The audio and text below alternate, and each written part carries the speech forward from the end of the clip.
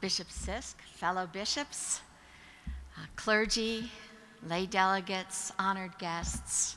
It's such a pleasure to be here. Isn't this turning out to be just a day of extraordinary richness?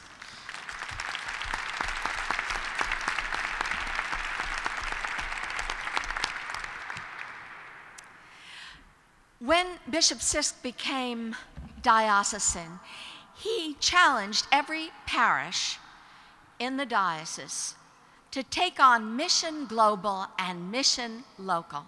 And so many of you have risen to that challenge. And we can see it when we go out on visitation, and we just rejoice in that.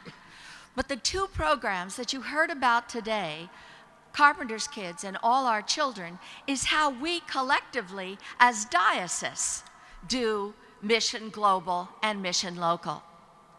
And these programs, initiatives, partnerships are not meant to be, you know me, I can't, even with a step, I can't do it.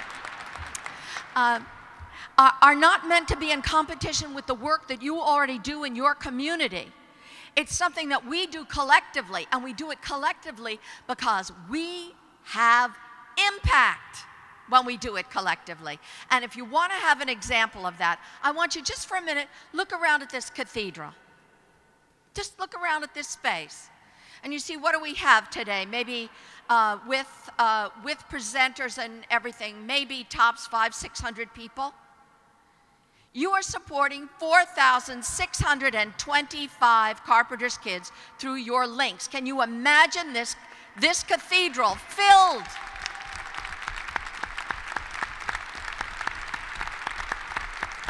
Filled to capacity, standing room only. But it's also true that Carpenter's Kids now supports over 6,000 children because other people saw your lead and say, hey, we would like to do that too. Can we be a part of it, even though we're not part of the Diocese of New York? And of course, we said yes. So think of that. This cathedral filled 2 times over on account of your yes.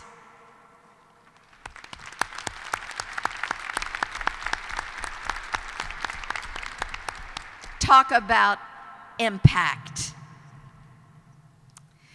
I know that the theme for today was solidarity, but there seems to be a little bit of another theme coming in, and that is transition. And Carpenter's Kids, too, is going through a transition at this time because, as you heard Ira Hart say when he spoke so compassionately about his partnership, that many of our churches in the next year or so are going to be completing their initial 5 years with their linked parishes. And so these parishes are going to be faced with a decision. There are 3 options. You can renew your commitment for another 5 years. I know many will want to do that. But we're also not going to bait and switch. If 5 years is the end of it for you, then 5 years is the end of it for you. But there's a third option because unfortunately, 5 years is not the end of it for some of the children. As people come into this, the children are identified for this program. They're at every different level of the school, and one of the things is we want to have our own version of No Child Left Behind, but we really mean it. We don't want any child left behind in primary school. So some churches that will not make another commitment for 5 years can identify those children who are still left in primary school and on diminishing contribution every year, see them through. But if you're not part of this program and this partnership, I urge you to do so before the end of the year because it's going to cost more come January 1st.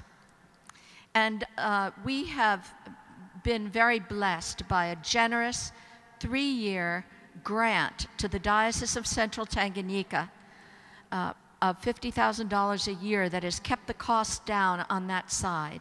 I mean, think of it. They have to go out into the bush 3 hours, and there's gas, and there's There's staff that have to be trained. People go back and forth because, you know, the same people that go out and measure the shoes for shoes come back and order the shoes and pack the shoes and then bring them out again. So if you feel you can't make that commitment for a link, please be involved in some kind of way. We depend on your generosity to bring this, to move into this next part of our partnership while it continues to expand to other dioceses. So thank you so much, and I know it warms the heart of God to know that we have cared for and continue to care for the most vulnerable of children on earth. All our children is related to this in a way, because when I was in Tanzania, I visited a school. There weren't very many places to sit down. There were no textbooks. The teachers were inexperienced. I was at a hearing having to do with middle schools in the Bronx, and this young student got up and said, there are not enough chairs for us to sit down. We have to sit on the radiator, and we have no textbooks, and our teachers tend to be inexperienced because we can't afford experienced teachers. And it was just like, wow, wait a second, we're talking about American schools here. How can this happen? And so that and the combination of Jonathan Kozol's just life-changing book. Jonathan Kozol wrote a book called, he wrote many books, but one of them called The Shame of America, The Restoration of Apartheid Schooling in the United States. I defy you to read that book and then not do anything, because it will then give the lie to all the anti-racism training that we have taken and required of people in order to be in leadership positions here. And it's related, but it doesn't, all our children is related, but it's not about money, it's about your time, it's about your awareness, it's about your commitment, it's about your advocacy, all of which is extremely important. I have to say that I read a figure yesterday. In 1965, there were 160,000 Americans incarcerated in this country. Today, that figure is 2.3 million. It's sort of like if you took all the Episcopalians in the country and put them in jail.